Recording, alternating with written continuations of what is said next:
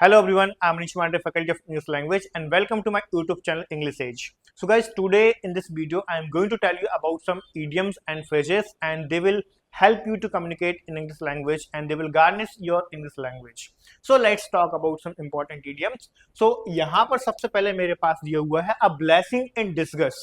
इसका क्या मतलब होता है बेटा, समझते हैं इसको हम लोग.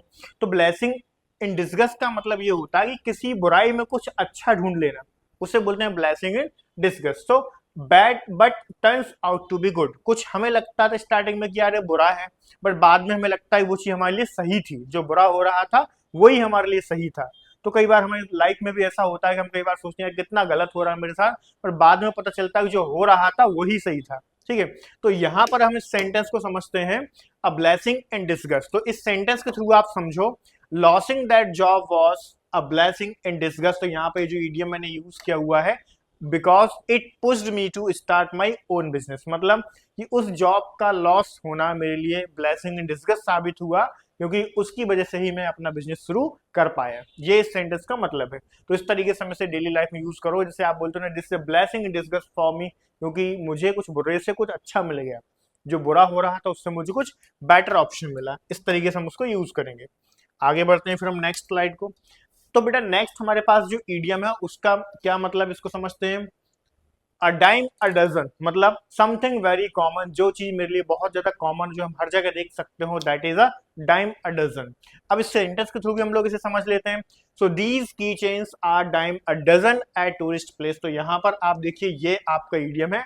अ dime a dozen mean something that is very common, means I'm talking about some keychains. So those are very common at public places or tourist places. So whenever we go there, so we find some shops and some people selling keychains to the tourists, to the people.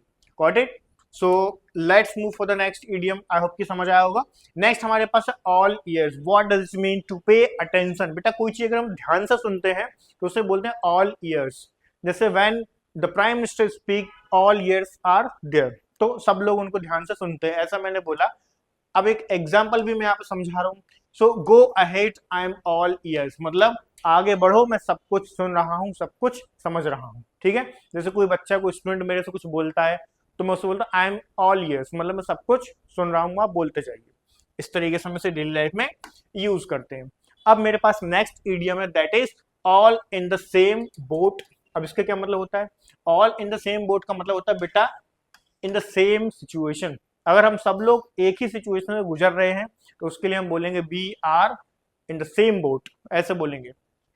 एक example देखते हैं, we are all in the same boat. ठीक है, suppose that if somebody is saying that DNS is been increasing day by day, मतलब महंगाई daily daily मतलब दिन ब दिन बढ़ती जा रही है.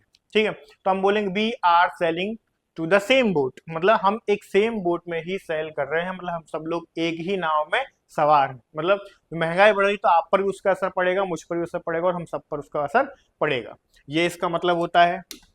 नेक्स्ट हमारे पास है working up the wrong tree, मतलब किसी गलत व्यक्ति पर इल्जाम लगाना, किसी गलत व्यक्ति को ब्लेम करना.